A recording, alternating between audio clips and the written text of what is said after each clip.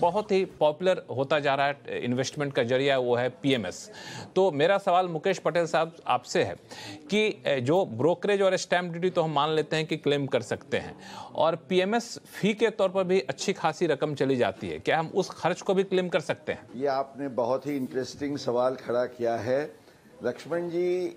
इस मुद्दे पर हालांकि हम दर्शकों को ये बताएं, मेरा पर्सनल व्यू ये है कि पीएमएस फीस जो है वो खर्च के तौर से ज़रूर, तो सेक्शन 48 है जिसमें कहा गया है कि any expenditure incurred wholly and exclusively for purpose of in connection with the transfer।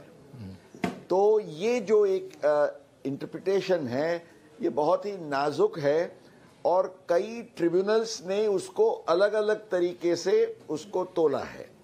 अब ज़्यादातर ट्रिब्यूनल्स का कहना यह है कि जो पीएमएस की फीस है उसका डिडक्शन टैक्स पेयर या इन्वेस्टर को इसलिए मिलना चाहिए क्योंकि ये जो खर्च है, अगर ये खर्च नहीं करते हैं तो आपको जो मार्केट में कमाई होती है वो कमाई होगी नहीं। तो ये जो फीस है वो जैसे ही ब्रोकरेज और स्टैंप ड्यूटी है, on the same analogy it should be allowed as a deduction. ये ट्रिब्यूनल ने ये भी कहा है कि इसको सीमित नहीं रखना चाहिए और इसको एक ब्रॉडर व्यू में लेना चाहिए, क्योंकि ये जो दो व्यूज हैं, तो सुप्रीम कोर्ट ने ये कहा है लक्ष्मण जी कि अगर कोई भी मुद्दे पर दो मंतव्य है तो जो इन्वेस्टर या टैक्स पेयर के लिए फायदा कारक है उसको फॉलो करना चाहिए। इसलिए हम जरूर पीएमएस फीस को डिडक्शन के तौर पे लें। तो ये मान के चलूं कि अगर पीएमएस फी को हम डिडक्शन के तौर पर क्लेम करते हैं तो इनकम टैक्स विभाग भी अब स्वीकार कर चुका है, या फिर किसी भी तरह का कोई नोटिस आने का डर तो नहीं रहता है? नहीं, मैं मानता हूं कि देखिए ट्रिब्यूनल के जो डिसीशंस हैं टैक्स पेयर की फेवर में, तो अगर आप इस पर आधार रख के एक बोनाफाइड क्लेम करना चाहते हैं जरूर करिए। अगर आप डर के चलेंगे कंजर्वेटिवली कि भाई मुझे एक दो ट्रिब्यूनल के अलग व्यूज हैं तो अलग बात है, पर मैंने जैसे बताया सुप्रीम कोर्ट ने खुद कहा है अगर दो व्यूज अवेलेबल है तो टैक्स पेयर के फेवर का व्यू लेना चाहिए। बिल्कुल, तो टैक्स पेयर के फेवर का व्यू ये है कि पीएमएस फी को आप डिडक्शन के तौर पर क्लेम कर सकते हैं और आप टैक्स बचा सकते हैं। एक और टैक्स बचाने का मामला मैं समझना चाहूँगा आपसे कि जो शेयर बाजार के निवेशक हैं उनको एक जो खर्च के तौर पर अच्छी खासी रकम जाती है वो है एसटीटी के तहत, सिक्योरिटी ट्रांजैक्शन टैक्स।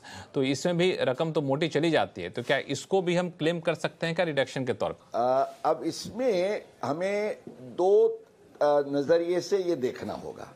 सबसे पहले अगर कैपिटल गेन्स की बात करते हैं तो जो सेक्शन 48 जिसका जिक्र मैंने आगे किया, जिसके तहत आपको एक्सपेंसेस का डिडक्शन मिलता है, उसमें ये साफ एक प्रोविजो कर दिया गया है कि सिक्योरिटीज ट्रांजैक्शन टैक्स एसटीटी की कोई भी अमाउंट इन्वेस्टर या टैक्स पेयर ने पे की है तो वो डिडक्शन नहीं मिलेगी।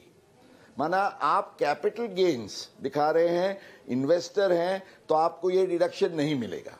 But on the other hand अगर आप ट्रेडर हैं, आप माना आपका जो शेयर का जो भी प्रॉफिट या गेन है वो बिजनेस या बिजनेस के तौर से आप दिखा रहे हैं, तो सेक्शन 36 जो है जो बिजनेस डिडक्शंस के लिए जिसको खास रखा गया है, इसमें एक स्पेसिफिक प्रोविजन है कि एसटीटी का कोई भी अमाउंट आपने पे किया है तो वो आपको डिडक्शन मिलेगा।